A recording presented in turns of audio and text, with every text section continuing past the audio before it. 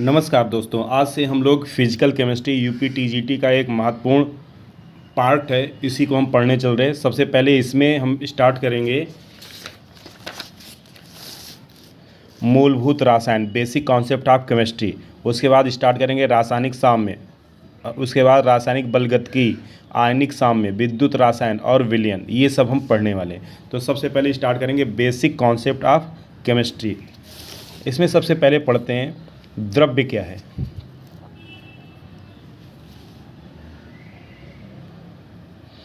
द्रव्य हमारे चारों तरफ उपस्थित सभी वस्तुएं जिनमें द्रव्यमान होता है, जो स्थान घेरती हैं तथा जो प्रतिरोध उत्पन्न करती हैं, उन्हें द्रव्य कहते हैं।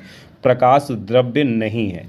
द्रव्य की अवस्थाएं: स्टेट ऑफ मैटर, ठोस होता है, तरल होता है, वाष्प होता है, गैस होता है, प्लाज्मा होता है और बोस-आइंस्टीन कंडेंसेट होता है। अब पहला पढ़ते हैं ठोस अवस्था, सॉलिड स्टेट। ठोस अवस्था में द्रव्य का आयतन एवं आकृति निश्चित होते हैं। ठोस में दृढ़ता होती है क्योंकि ठोस के अणुओं में केवल कंपन गति होती है। ठोस अवस्था में द्रव्य असंपीड्य होता है क्योंकि कणों के बीच कोई गैप नहीं होता। ठोस की एक से अधिक मुक्त सतह होती है। ठोस के गलनांक तथा क्वथनांक सामान्य तापमान से बहुत अधिक होते हैं। तरल अवस्था, तरल अवस्था में द्रव्य का आयतन निश्चित रहता है किंतु आकृति निश्चित नहीं रहती। तरल को जिस बर्तन में रखा जाता है उसी का आकार धारण कर लेता है। तरल में एक मुक्त पृष्ठ ऊपरी होता है, जैसे यह ऊपर फ्री सरफेस रहता है। तरल के अणुओं में कंपन, घूर्णन तथा स्थानांतरण तीनों प्रकार के गति पाई जाती हैं किंतु गतिशील कण सतह से ऊपर नहीं निकलते। तरल का गलनांक कमरे के तापमान से नीचे की, क्वथनांक कमरे के तापमान से उच्च होता है। वाष्प तथा गैस, गैस तथा वाष्प का आयतन आकृति दोनों अनिश्चित होता है। इनकी एक भी फ्री सरफेस नहीं होती। इनके अणुओं की गति का कोई ऊपरी सीमा नहीं होती है, जहाँ तक स्थान पाते हैं चलते जाते हैं। क्रांतिक ताप के नीचे गैस को वाष्प कहते हैं। दाब आरोपित करके वाष्प का संघनन संभव है कि क्रांतिक ताप के ऊपर गैस को दाब आरोपित करके संघनित करना संभव नहीं है। गैस समीकरण वाष्प पर लागू नहीं होती। गैस के गलनांक तथा क्वथनांक कमरे के तापमान के से बहुत नीचे होते हैं। प्लाज्मा अवस्था, यदि किसी गैस का तापमान 10⁻³ केल्विन से लेकर 10⁻6 केल्विन के बीच रखा जाए तो गैस के अणु आयन व इलेक्ट्रॉन में टूट जाते हैं तथा परमाणु आयन व इलेक्ट्रॉन का गैसीय मिश्रण प्राप्त होता है, जिसे प्लाज्मा अवस्था कहते हैं। गैसों में प्लाज्मा अवस्था के गुण प्रदर्शित करने के लिए गैसों का कम से कम 1% आयनन अनिवार्य है, वैद्युत तथा चुंबकीय गुण के आधार पर। प्लाज्मा घनत्व का मतलब एकांक आयतन में मुक्त इलेक्ट्रॉन की संख्या है। यदि परमाणुओं की तुलना में आयनों तथा इलेक्ट्रॉनों का तापमान बहुत अधिक है तो प्लाज्मा अवस्था को थर्मल प्लाज्मा कहा जाता है। सन एंड स्टार्स, यदि परमाणुओं, आयनों तथा इलेक्ट्रॉन लगभग समान हैं तो प्लाज्मा अवस्था का नाम थर्मल प्लाज्मा कहते हैं। प्लाज्मा टेक्नोलॉजी में नॉन थर्मल प्लाज्मा प्रयोग किया जाता है। ब्रह्मांड का अधिकतम हिस्सा प्लाज्मा अवस्था में पाया जाता है। बोस-आइंस्टीन कंडेंस्ड, यदि द्रव्य का तापमान लगभग 0 केल्विन तक रखा जाए तो द्रव्य के अणु तथा फोटान एक साथ पाए जा सकते हैं, अर्थात द्रव्य फोटान को अवशोषित नहीं करता। द्रव्य की इस अवस्था को बोस-आइंस्टीन कंडेंस्ड कहते हैं। डाल्टन का परमाणु सिद्धांत, द्रव्य की संरचना की व्याख्या करने के लिए डाल्टन ने एक सिद्धांत प्रस्तुत किया जिसे डाल्टन का परमाणु सिद्धांत कहते हैं। डाल्टन का परमाणु सिद्धांत द्रव्यमान संरक्षण के नियम लेवासिये ने दिया, जिन्हें रसायन विज्ञान का जनक कहा जाता है तथा निश्चित अनुपात का नियम पर आधारित है। डाल्टन ने अपने परमाणु सिद्धांत के निष्कर्ष स्वरूप गुणित अनुपात का नियम प्रस्तुत किया। डाल्टन के परमाणु सिद्धांत के अनुसार द्रव्य अति सूक्ष्म कणों से मिलकर बना है, जिसे परमाणु कहते हैं। परमाणु द्रव्य का अति सूक्ष्म अविभाज्य, कभी नष्ट न होने वाला तथा संरचना विहीन कण होता है। किसी एक तत्व के समस्त परमाणु सभी गुणों में एक समान होते हैं। अलग अलग तत्वों के परमाणुओं के गुणों में असमानता होती है। 2 या 2 से अधिक परमाणु परस्पर निश्चित अनुपात में संयोग करके संयुक्त परमाणु अणु का निर्माण करते हैं। अणु का व्यवहार परमाणुओं के व्यवहार में भिन्न भिन्न होता है, किंतु अणु के अंदर उपस्थित परमाणु अपने मूलभूत गुण को बनाए रखते हैं। कमियां: परमाणु से भी छोटे कण, इलेक्ट्रॉन, प्रोटॉन, न्यूट्रॉन आदि पाए जाते हैं। रेडियोधर्मिता की खोज से यह स्पष्ट हुआ कि परमाणु विभाज्य होता है। समस्थानिकों को अलग करने पर यह पता चला कि एक ही तत्व के परमाणुओं के भौतिक गुण पर्याप्त भिन्नता होती है। रासायनिक संयोग के नियम: law of chemical combination, law of conversation of mass, law of definite proportion, law of multiple proportion, law of reciprocal proportion और गैल्यूसेक लॉ ऑफ गैसियस वॉल्यूम। पहला है द्रव्यमान संरक्षण का नियम। इस नियम का प्रतिपादन लेवासिये ने किया। द्रव्यमान संरक्षण के नियमानुसार रासायनिक अभिक्रिया में द्रव्यमान परिवर्तित नहीं होता, अर्थात अभिक्रिया पूर्व तथा अभिक्रिया के बाद अभिक्रिया निकाय का द्रव्यमान अपरिवर्तित रहता है। जैसे 2H2 + O2 गिव्स 2H2O, ये 4 ग्राम था, ये 32 ग्राम, दोनों मिलकर 36 ग्राम हुए, तो इसलिए इधर भी 36 ग्राम हुआ। और यहाँ पे कार्बन 12 ग्राम, ऑक्सीजन 32 ग्राम, टोटल ये 44 ग्राम, इधर भी 44, इधर भी 44। अब यह नियम नाभिकीय अभिक्रियाओं पर लागू नहीं होता।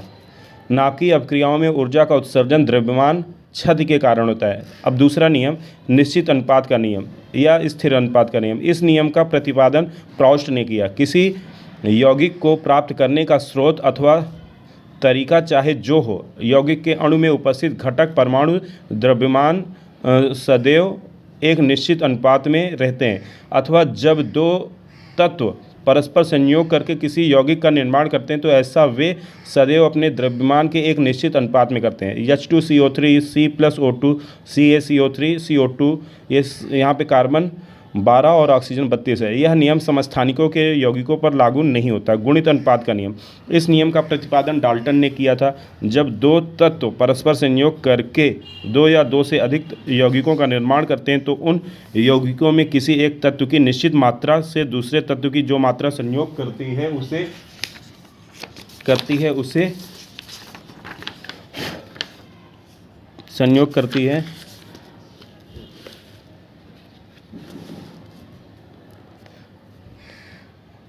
वह एक निश्चित मात्रा का गुणनफल होती है। जैसे N + O, N2O, NO, N2O3, NO2, N2O5 ये बना है। अब C + O TGT में आया हुआ है, इससे बन रहा है कार्बन मोनोऑक्साइड, कार्बन डाइऑक्साइड और कार्बोनेट आयन। 12 12 12, यहाँ पे ऑक्सीजन की मात्रा अलग अलग हो जा रही है। अब देखते हैं व्युत्क्रमण अनुपात का नियम। इस नियम का प्रतिपादन रिचर ने किया था। इस नियम के आधार पर विभिन्न तत्वों का तुल्यांकी भार निर्धारित किया जाता है, अतः इसे रासायनिक तुल्यता का नियम भी कहते हैं। ये सचित्र है। यहाँ पे दो तत्व किसी तीसरे तत्व से अलग अलग जिस अनुपात में संयोग करते हैं उसी अनुपात में वे आपस में भी संयोग करते हैं। नोट: इस नियम पर गुणित अनुपात का नियम भी लागू होता है। H2O और ये H2O2 16 × 1 16 × 2। तो गैल्यूसेक का गैसीय आयतन नियम, यह नियम केवल गैसीय अभिक्रियाओं पर लागू होता है। इस नियम के अनुसार जब गैसीय अभिकारक परस्पर क्रिया करके गैसीय उत्पाद का निर्माण करते हैं तो ऐसा वे अपने आयतन के एक निश्चित अनुपात में करते हैं। N2 + 3H2 gives 2NH3। ये सेम रेशियो में रहता है। एक आयतन 3 आयतन, तो ये 2 आयतन बन रहा है। यहाँ पे 1 लीटर 3 लीटर 2 लीटर NH, और ये टोटल बन जा रहा है। अब मास मोल कॉन्सेप्ट, मोल की अवधारणा। मोल लैटिन भाषा का शब्द है जिसका मतलब मास होता है। पदार्थ की मात्रा का यह 7वां SI मात्रक है। 1 डजन बराबर 12 वस्तुएं, 1 स्क्वायर बराबर 20 वस्तुएं, 1 ग्रॉस बराबर 144 वस्तुएं, 1 मोल बराबर 6.022 × 10⁻23 वस्तुएं। यदि एक गणना प्रति सेकंड की दर से गिना जाए तो एक मोल को गिनने में 10⁻16 वर्ष लगेंगे। कार्बन 12 समस्थानिक के एक मोल में उसके 6.022 × 10⁻23 परमाणु होते हैं जिनका वजन उतने ही ग्राम होता है जितने कि कार्बन 12 समस्थानिक की द्रव्यमान संख्या, अर्थात 12 ग्राम होता है। 12 ग्राम कार्बन 12 में 6.022 × 10⁻23 कार्बन 12 के परमाणु होते हैं। एक मोल किसी पदार्थ की वह मात्रा है जिसमें उतने ही परमाणु होते हैं जितने कि कार्बन 12 के 12 ग्राम परमाणुओं की संख्या होती है। एक मोल हाइड्रोजन परमाणु 6.022 × 10⁻23 H परमाणु बराबर 1 ग्राम H परमाणु होते हैं। 1 मोल H2 हाइड्रोजन परमाणु 6.022 गुणे 10⁻29 हाइड्रोजन परमाणु होता है। 2 ग्राम हाइड्रोजन परमाणु तो 22.4 लीटर एट STP पे होता है। 1 मोल ऑक्सीजन अणु 6.022 गुणे 10⁻23 ऑक्सीजन अणु बराबर 32 ऑक्सीजन अणु।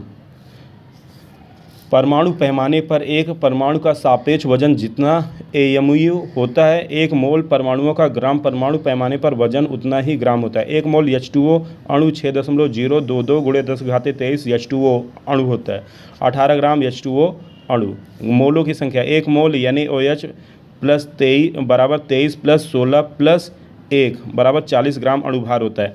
क्वेश्चन है 250 ग्राम NaOH में कितने मोल होंगे, तो 40 ग्राम NaOH में कितने मोल होते हैं, 1 मोल होते हैं, तो 250 में 250/40 बराबर 6.25 मोल होंगे। मोलों की संख्या बराबर पदार्थ का ग्राम में भार बटे पदार्थ का अणुभार यम। STP पर किसी गैस का 22.4 लीटर 1 मोल कहलाता है। गैस के मोलों की संख्या बराबर गैस का आयतन STP पर बटे 22/4। 6.022 गुणे 10⁻23 परमाणु अणु का अणु कण बराबर 1 मोल। मोलों की संख्या N बराबर पदार्थ के मूल कणों की संख्या बटे 6.022 गुणे 10⁻23 Na। N बराबर N/Na। विलयन में उपस्थित विलेय के मोलों की संख्या बराबर मोलरता गुणे विलयन का लीटर में आयतन। ग्राम परमाणु बराबर 1 मोल परमाणु का ग्राम में भार। 1 मोल हीलियम बराबर 1 ग्राम परमाणु बराबर 4 ग्राम 6.022 गुणे 10⁻23 हीलियम। एग्जाम्पल है 1 ग्राम परमाणु बराबर 1 मोल परमाणु 6.022 गुणे 10⁻23 परमाणु। 1 ग्राम परमाणु हीलियम बराबर 1 मोल हीलियम 6.022 गुणे 10⁻23 हीलियम हो जाएगा। तो 1 Na बराबर 6.022 गुणे 10⁻23 Na बराबर 23 ग्राम। 1 ग्राम अणु बराबर 1 मोल अणु बराबर 6.022 गुणे 10⁻23 अणु Ag सिल्वर का। 1 ग्राम अणु H2O बराबर 1 मोल H2O बराबर 18 ग्राम। परमाणु भार या ग्राम परमाणु भार। ग्राम परमाणु भार बराबर 1 मोल परमाणुओं का ग्राम में भार। 1 ग्राम परमाणु बराबर 1 मोल परमाणु बराबर 6.022 गुणे 10⁻23 परमाणु। एटॉमिक मास यूनिट AMU परमाणु द्रव्यमान इकाई। परमाणु पैमाने पर कार्बन 12 समस्थानिक के एक परमाणु के 12वें हिस्से के एक परमाणु द्रव्यमान इकाई माना गया है तथा इसी से तुलना करके अन्य परमाणु का सापेक्ष भार निर्धारित किया गया है। परमाणु द्रव्यमान इकाई AMU बराबर कार्बन 12 समस्थानिक के एक परमाणु का भार बटे 12।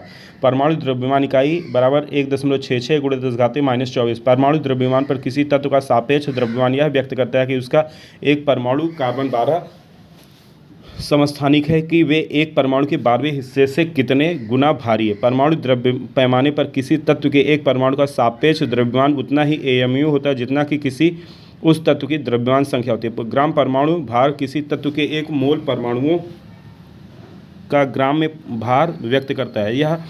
यह उतना ही ग्राम होता है जितना कि उस तत्व की द्रव्यमान संख्या होती है। 1 ग्राम परमाणु बराबर 1 मोल परमाणु बराबर 6.022 गुणे 10⁻−23 परमाणु या Ag होता है। औसत परमाणु भार जिस तत्वों के एक से अधिक समस्थानिक प्रकृति में पर्याप्त मात्रा में पाए जाते हैं उनका परमाणु भार को औसत परमाणु भार के रूप में व्यक्त किया जाता है तथा औसत परमाणु भार सामान्यतः दशमलव में प्राप्त होता है। औसत परमाणु भार A1 गुणे प्रतिशत मात्रा प्लस A2 गुणे प्रतिशत मात्रा प्लस A3 गुणे प्रतिशत मात्रा बटे 100। एग्जाम्पल क्लोरीन के 2 परमाणु हैं Cl5 और Cl37 75 और 25। तो औसत परमाणु भार 35 गुणे 75 प्लस 37 गुणे 25 बटे 100 बराबर 35.5। एग्जाम्पल हीलियम के 1 ग्राम में कितने परमाणु होंगे। 4 ग्राम हीलियम में 6.022 गुणे 10⁻23 परमाणु होते हैं, इसलिए 1 ग्राम में क्या हो जाएगा 4 से भाग कर देंगे, यही हो जाएगा। हीलियम के 1 ग्राम परमाणु में कितने परमाणु होंगे, तो 4 से भाग देने पर जो आएगा वही इसका हो जाएगा। अब देखते हैं परमाणु भार पर निर्धारित करने वाली विधियाँ कौन कौन सी हैं। पहला है डुलोंग एंड पीटर की विधि। इनके अनुसार तत्व का परमाणु भार गुणे तत्व की विशिष्ट ऊष्मा कैलोरी ग्राम प्रति क्या लगभग 6.4 के बराबर होती है, इसलिए तत्व का परमाणु भार बराबर 6.4 बटे तत्व की विशिष्ट ऊष्मा। तो बेरिलियम, बोरान, कार्बन व सिलिकॉन पर यह विधि अप्लाई नहीं होती। बेरिलियम, बोरान, कार्बन व सिलिकॉन परमाणु की विशिष्ट ऊष्मा ताप परिवर्तन के साथ परिवर्तित हो जाती है। अतः इस विधि द्वारा इन तत्वों का परमाणु भार निर्धारित नहीं किया जा सकता। इस विधि द्वारा उन्हीं तत्वों का परमाणु भार निर्धारित किया जा सकता है जो कमरे के तापमान पर ठोस अवस्था में पाए जाते हैं। तरल तथा गैसीय अवस्था में पाए जाने वाले तत्वों के परमाणु भार तथा विशिष्ट ऊष्मा का गुणनफल नियतांक नहीं होता। वाष्प घनत्व विधि, इस विधि द्वारा उन तत्वों का परमाणु भार निर्धारित किया जाता है जो वाष्पशील क्लोराइड का निर्माण करते हैं। M+NCl गिब्स MClN वाष्पशील क्लोराइड। तत्व यम की संयोजकता MClN का अणुभार बटे MClN का तुल्यांकी भार। तत्व की संयोजकता 2 गुणे वाष्प घनत्व बटे MCl का बटे m का तुल्यांकी भार प्लस 35 प्लस 5। परमाणु भार तुल्यांकी भार गुणे संयोजकता। क्वेश्चन है, किसी धातु का क्लोराइड का अणुसूत्र MCl3 है, तो यदि इसका वाष्प घनत्व 66.75 हो तो यम का परमाणु भार बताओ। तो यम की संयोजकता 2 गुणे 66.75 है, यम का तुल्यांकी भार प्लस 35.5, यम का तुल्यांकी भार प्लस 35.5 बराबर 2 गुणे 22.25 बटे 66.75 बटे 3। यम का तुल्यांकी भार 44.50 माइनस 35.5 बराबर 9 आ गया। परमाणु भार 9 गुणे 3 बराबर 27, अतः एल्युमिनियम तत्व होगा। विशिष्ट ऊष्मा विधि, इस विधि द्वारा गैसीय अवस्था में पाए जाने वाले तत्वों के परमाणु भार का निर्धारण किया जाता है। नियत आयतन पर ऊष्मा धारिता Cb बराबर DE/dt होता है, तो नियत दाब पर ऊष्मा धारिता Cp बराबर DH/dt होता है। Cp/Cv इक्वल टू DH/dE बराबर गामा विशिष्ट ऊष्मा धारिता है। विशिष्ट ऊष्मा धारिता, एक परमाणुवी गैस 1.66, द्विपरमाणुवी 1.40, तीन परमाणुवी 1.33 होती है। गैसीय तत्व का अणुभार 2 गुणे वाष्पशील घनत्व होता है, वाष्प घनत्व होता है। परमाणु बराबर भार बराबर अणुद्रव्यमान परमाणु भार बराबर अणुभार बटे परमाणविकता। अब देखते हैं आगे। ग्राम मॉलिक्यूल्स मास, किसी पदार्थ के 1 मोल अणुओं का ग्राम में जो मान होता है उसे उस पदार्थ का ग्राम अणुभार कहते हैं। किसी यौगिक का अणुभार उतना ही ग्राम होता है जितना कि उसके एक अणु में उपस्थित समस्त परमाणुओं की द्रव्यमान संख्या का योग होता है। यानी OH का ग्राम अणुभार 23 + 16 + 1 बराबर 40। H2SO4 का ग्राम अणुभार बराबर 2 + 32 + 64 बराबर 98 ग्राम। अणुभार निर्धारित करने की विधियाँ। वाष्प दाब विधि, मानक ताप दाब पर किसी गैस के 11.2 लीटर का भार गैस के वाष्प दाब के बराबर होता है। मानक ताप दाब पर किसी गैस के 22.4 लीटर का भार गैस के अणुभार के बराबर होता है। अणुभार बराबर 2 गुणे वाष्प दाब होता है। तो विसरण विधि, विसरण की दर अनुपाती होता है √1 बटे घनत्व, अनुक्रमण पाती होता है 1 बटे अणुभार। तो A1 मतलब A अणु के लिए RA बराबर proportional to 1/DA proportional to 1/MA, B proportional to RB proportional to 1/DB proportional to 1/MB, RA/RB equal to √DB/DA MB/MA। अणु संख्या गुण विधि, विलयन के वे गुण जो विलयन के एकांक आयतन में उपस्थित विलेय के कणों की संख्या पर निर्भर करते हैं, ना कि उनकी प्रकृति पर, उन्हें विलयन के अणु संख्यक गुण कहते हैं। उदाहरण, परसरण दाब वाष्प दाब के सापेक्ष अवनमन, क्वथनांक उन्नयन, हिमांक अवनमन। क्वथनांक उन्नयन डेल्टा TB बराबर KB गुणे मोललता, डेल्टा TB बराबर KB गुणे विलेय के मोलों की संख्या N बटे विलेय का किलोग्राम में भार W। डेल्टा TB बराबर KB/W गुणे W/M, विलेय का भार, विलेयक का भार हो जाता है। तो यहाँ से हमको अब हम निकाल लेंगे m बराबर KB गुणे W बटे W गुणे डेल्टा TB। तुल्यांकी भार क्या हो जाएगा? तत्व का तुल्यांकी भार, किसी तत्व का वह भार जो 8 ग्राम ऑक्सीजन में 35.5 ग्राम क्लोरीन से अथवा 108 ग्राम सिल्वर से संयोग करती है, उस तत्व का तुल्यांकी भार कहते हैं। किसी तत्व के परमाणु भार तथा उसकी संयोजकता के अनुपात को परमाणु भार बटे संयोजकता तत्व का तुल्यांकी भार कहते हैं। जैसे CO2 में OC डबल बॉन्ड O, तो CO2 में कार्बन की संयोजकता 4, कार्बन डाइऑक्साइड में कार्बन का तुल्यांकी भार 12/4 बराबर 3, तो CO2 में 12 ग्राम कार्बन 32 ग्राम ऑक्सीजन से संयोग किया, तो 32 gram oxygen, 12 gram carbon, 8 gram oxygen और 12/32 गुणे 8 बराबर 3 ग्राम। तो मूलकों का तुल्यांकी भार, मूलक का तुल्यांकी भार बराबर मूलक का भार बटे मूलक का आवेश।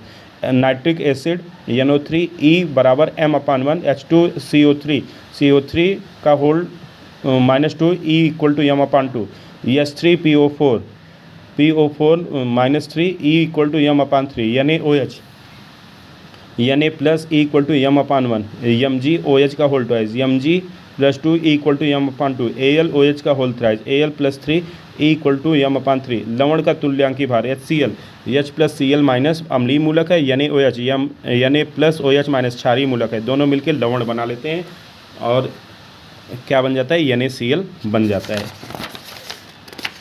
अब देखते हैं किसी लवण में उपस्थित अम्लीय तथा क्षारीय मूलकों के तुल्यांकी भारों के योग से लवण का तुल्यांकी भार प्राप्त होता है। लवण का तुल्यांकी भार बराबर लवण का अणुभार बटे लवण के वियोजन से उत्पन्न धन अथवा ऋण आयनों अथवा समस्त आयनों का समस्त आवेश। उदाहरण, यदि Na3PO4 gives 3Na plus PO4 -3/3, तो m/3 हो जाएगा।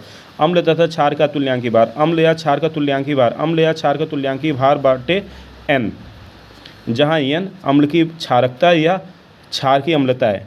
HNO3 gives H + NO3, क्षारकता N बराबर 1, E बराबर 1, तो H2SO4 में 2H+, तो N बराबर 2 हो गया। H3PO4 में N बराबर 3, 2H N बराबर 2, 1H मतलब जितने आयन रहेंगे उतने ही वो N देगा। अब यहाँ पे H3PO4 का whole thrice plus 3H+, H3PO4, तो यहाँ पे HPO3 -2, 2H+, और यहाँ पे H2PO2 plus H+, CH3COOH, E = m/1।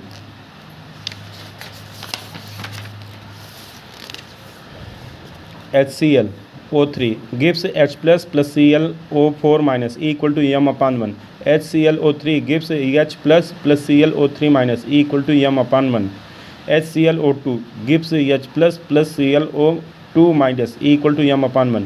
क्षारकों का तुल्यांकी भार, तुल्यांकी भार बराबर क्षार का अणुभार बटे क्षार की अम्लता, तो NaOH gives Na plus OH minus, N बराबर 1, E बराबर m/1, MgOH का whole twice, Mg + 2OH minus, N = 2, E = m/2, AlOH3 का whole thrice, Al + 3OH, N = 3 m/3।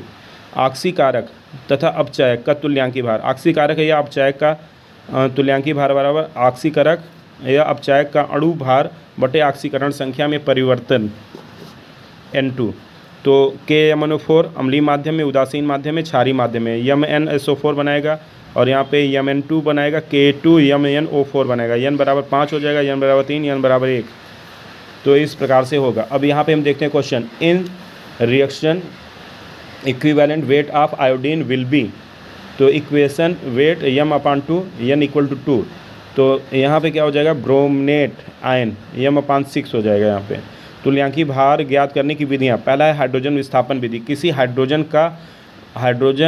किसी धातु का वह द्रव्यमान जो अम्ल, क्षार, जल, अल्कोहल इत्यादि से मानक ताप दाब पर 11.2 लीटर H2 गैस मुक्त करता है, उस धातु का तुल्यांकी भार कहते हैं। धातु का तुल्यांकी भार E बराबर धातु का भार गुणे 11,200 मोल बटे H2 गैस का STP पर आयतन, E = W/V गुणे 11.2। धातु का तुल्यांकी भार, धातु का भार बटे विस्थापित H2 गैस का भार गुणे 1.008 gram. Zinc plus 2HCl gives ZnCl2 plus H2, तुल्यांकी भार E बराबर 63/22.4 गुणे 11.2, E बराबर 31.5, प्लस 2CH3COOH Mg CH3COOH का होल ट्वाइस प्लस H2 22.42 तुल्यांकी भार E बराबर 25/22.4 गुणे 11.2 तो E बराबर 12.5। ऑक्साइड का निर्माण विधि, किसी तत्व का वह भार जो 8 ग्राम ऑक्सीजन से अभिक्रिया करता है उस तत्व का तुल्यांकी भार कहलाता है। तुल्यांकी भार बराबर तत्व का भार बटे तत्व से जुड़े ऑक्सीजन का भार गुणे 8 ग्राम। Mn+2O2 गिव्स MnO2 55 ग्राम 32 ग्राम। E बराबर 55/32 गुणे 8 बराबर 13.7 ग्राम। क्लोराइड निर्माण विधि, किसी तत्व का वह भार जो 35.5 क्लोरीन से संयोग करता है उस तत्व का तुल्यांकी भार कहलाता है। तुल्यांकी भार बराबर तत्व का भार बटे तत्व से जुड़े क्लोरीन का भार गुणे 35.5 ग्राम। AlCl3 में Al का तुल्यांकी भार कितना होगा? E बराबर 37/3 गुणे 35.5 गुणे 35.5 बराबर 9 ग्राम। औदासीनीकरण विधि, अम्ल तथा क्षार, अम्ल तथा क्षार का तुल्यांकी भार, अम्ल या क्षार का तुल्यांकी भार बटे V गुणे 3n। V क्या है? आयतन है और n क्या है? नार्मलता है। धातु विस्थापन विधि, अधिक सक्रिय धातु कम सक्रिय धातु को उसके लवण के जलीय विलयन से विस्थापित कर देता है और धातु विस्थापित होकर फिर बनाती है। अब यहाँ पे है जैसे समीकरण Cu+2 ये एक्वस मीडियम है, SO4 Zn+2 SO4 + 2 Cu। यह विधि इस तथ्य पर आधारित है कि किसी का 1 ग्राम तुल्यांकी भार धातु के 1 ग्राम तुल्यांकी भार को ही विस्थापित करता है। तत्व का भार तत्व का तुल्यांकी भार गुणे तत्व बटे ग्राम तुल्यांकों की संख्या। W बराबर E गुणे n, W1 बराबर E1 गुणे n, W2 बराबर E2 गुणे n। तो यहाँ से मिल गया W1 बटे W2 बराबर E1/E2। विद्युत अपघटनी विधि, विद्युत अपघटनी विधि, एक इलेक्ट्रॉन पर आवेश बराबर 1.602 गुणे 10⁻19 कूलाम। एक मोल इलेक्ट्रॉन पर आवेश 1.602 गुणे 10⁻19 गुणे 6.022 गुणे 10⁻23 बराबर 96,500 कूलाम बराबर 1 फैराडे। विद्युत अपघटन की प्रक्रिया में 96,500 कूलाम आवेश प्रवाहित करने पर किसी भी तत्व का 1 ग्राम तुल्यांक का निक्षेपण होता है। तुल्यांकी भार बराबर Z गुणे 96,500 ग्राम। E बराबर Z गुणे 96,500 ग्राम बराबर W बटे Q गुणे 96,500 ग्राम। Z बराबर विद्युत रासायनिक तुल्यांक बराबर 1 कूलाम में आवेश द्वारा निक्षेपित पदार्थ की मात्रा बराबर W बटे Q कुल निक्षेपित भार बटे कुल आवेश। 5 एम्पियर की विद्युत धारा 10 सेकंड तक प्रवाहित करने पर कितने ग्राम कॉपर का निक्षेपण होगा? 31.5 बराबर W बटे 5 गुणे 96,500। इसको सॉल्व करेंगे तो आ जाएगा 0.0163। ये इतने भार का निक्षेपण करेगा। अब देखते हैं double decomposition method. AB + CD gives AB AD + BC। Mass of AB upon mass of AD equal to equivalent to weight of A plus equivalent weight of B upon equivalent weight of A plus equivalent weight of D। Volatile metal chloride method, वाष्पशील धातु chloride विधि, M + XCl gives MClX। M की संयोजकता मोल MClX का अणुभार बटे M का तुल्यांकी भार plus 35.5 chlorine का तुल्यांकी भार। MClX का अणुभार बराबर 2 गुणे वाष्प घनत्व। M की संयोजकता बराबर 2 गुणे वाष्प घनत्व बटे E + 35.5। M की संयोजकता E + 35.5 बराबर 2 गुणे वाष्प घनत्व। E बराबर 2 गुणे वाष्प घनत्व बटे वैलेंसी माइनस 35.5। प्रतिशत कंपोजिशन, यूरिया में N की प्रतिशत मात्रा 46% होती है। Percentage composition, mass of the element in the composition upon molecular mass of the composition. Percentage of nitrogen in urea, mass of nitrogen upon molar mass of urea गुणे 100। तो NH2CO बराबर 28 गुणे 100 बटे 60 बराबर 46%। ये है स्टोकेमेट्री और स्टीरियोकेमेस्ट्री। ये समीकरण मिति और समीकरण मिति किसी रासायनिक परिवर्तन में संतुलित रासायनिक समीकरण द्वारा व्यक्त करने को रस समीकरण मिति कहते हैं। समीकरण को संतुलित करने के लिए अभिकारक तथा उत्पादों को अणुओं के साथ लगे गुणांकों की रस समीकरण मिति गुणांक कहते हैं। यह मोलों की संख्या को व्यक्त करती है। लिमिटिंग रीजेंट सीमांत अभिकर्मक किसी अभिक्रिया की रस समीकरण मिति के अनुसार जो अभिकारक अल्प मात्रा में उपस्थित होता है अथवा जो सबसे पहले खत्म हो जाता है उसे सीमांत अभिकारी अभिकर्मक कहते हैं। सभी रस समीकरण मिति गणनाएं सीमांत अभिकारक की मात्रा के आधार पर की जाती हैं। जैसे क्वेश्चन है 4 ग्राम हाइड्रोजन को 8 ग्राम ऑक्सीजन के साथ जलाने पर प्राप्त जल की मात्रा तथा बचे हुए अभिकारक की मात्रा कितनी होगी। तो ये क्वेश्चन है। उत्क्रमणीय अभिक्रिया जो अभिक्रियाएं समान परिस्थिति में एक साथ दोनों दिशाओं में चलती हैं अर्थात अभिकारक उत्पाद में तथा उत्पाद अभिकारक में परिवर्तित होता है उन्हें उत्क्रमणीय अभिक्रिया कहते हैं। जैसे H2 plus I2 gives 2HI, CaCO3 ये CaO प्लस CO2 बनाएगा, CH3COO C2H5 plus H2O gives H plus CH3COO plus C2H5OH बनाएगा। विशेषताएं उत्क्रमणीय अभिक्रियाएं कभी पूर्ण नहीं होती। उत्क्रमणीय अभिक्रिया किसी भी दिशा में अर्थात अभिकारक अथवा उत्पाद किसी को लेकर प्राप्त किया जा सकता है। साम्यावस्था प्राप्त करना ही उत्क्रमणीय अभिक्रियाओं का एकमात्र लक्ष्य होता है। अनुत्क्रमणीय अभिक्रिया जो अभिक्रिया किसी एक दिशा में चलती हैं तथा उसी दिशा में लगभग पूर्ण हो जाती है उन्हें अनुत्क्रमणीय अभिक्रिया कहते हैं। जैसे HCl plus NaOH gives H2O plus NaCl, C plus O2 gives CO2, ये AgNO3 plus NaCl, AgCl plus NaNO3। अब यहाँ पे उत्क्रमणीय अभिक्रिया हाफ हीटेड रिएक्शन। अनुत्क्रमणीय अभिक्रिया सिंपल एरो। उदासीनी अपकरण प्रबल अम्ल तथा प्रबल क्षार। अनुत्क्रमणीय अभिक्रिया दुर्बल अम्ल तथा दुर्बल क्षार। HCl plus NaOH gives NaCl plus H2O अनुत्क्रमणीय अभिक्रिया। CH3COOH plus NH4OH gives CH3COONH4 plus H2O उत्क्रमणीय अभिक्रिया। ऑक्सीकरण अपचयन अभिकारक सदैव अनुत्क्रमणीय होती है। यदि एक भी उत्पाद अवक्षेप अथवा गैस के रूप में अभिक्रिया निकाय के बाहर चला जाए तो अभिक्रिया अनुत्क्रमणीय हो जाती है। साम्यावस्था इक्विलिब्रियम स्टेट। साम्यावस्था उत्क्रमणीय अभिक्रिया का अभिलाक्षणिक गुण होता है। आर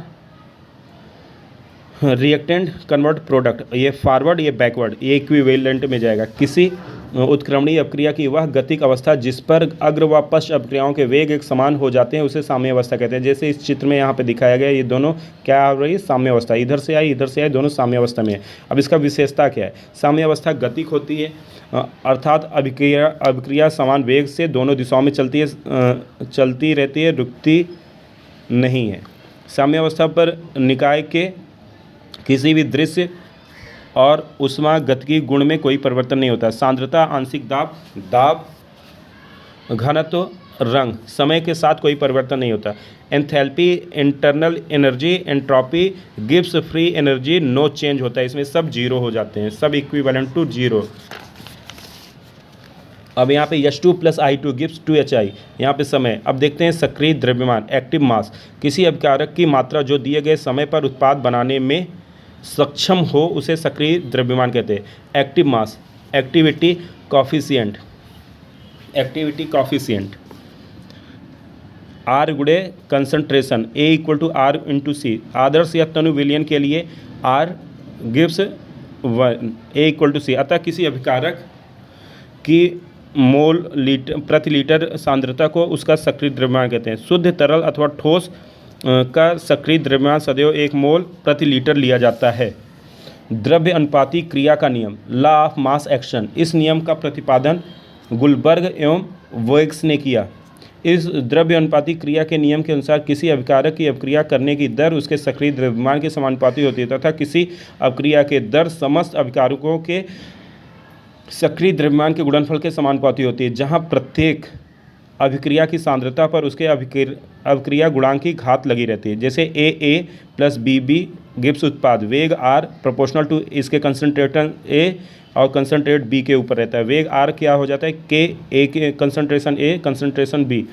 यह एक आणविक नियम है तथा इसके इससे किसी अभिक्रिया का वास्तविक वेग मिल भी सकता है और नहीं भी। साम्यावस्था पर द्रव्यानुपाती क्रिया के नियम का अनुप्रयोग साम्य स्थिरांक है। A plus B gives C plus D अग्र अभिक्रिया वेग RF KF A plus B पश्च अभिक्रिया वेग RB equal to KB CC डी। अब यहाँ पे साम्यावस्था पर RF equal to RB KF AA BB और यहाँ पे भी तो CC KF upon KB equal to KC सांद्रता पदों में गैसीय अभिकारक की स्थिति में PCC PDD upon PAA upon PB KF upon KB equal to KP constant है। KP तथा KC में संबंध इंपॉर्टेंट है। KP इक्वल टू ये PCCC और PD upon PAA upon PBB तो PV equal to NRT PV equal to N RT P equal to N सांद्रता है RT PA equal to A RT PB equal to B RT PC equal to C RT PD equal to D RT। Equation first में KP equal to C RT upon D RT upon A RT B RT तो CC RT D RT और ये A RT B RT। तो इस हिसाब से पहला chapter आपका कंप्लीट हो गया। अब देखते हैं सेकंड चैप्टर।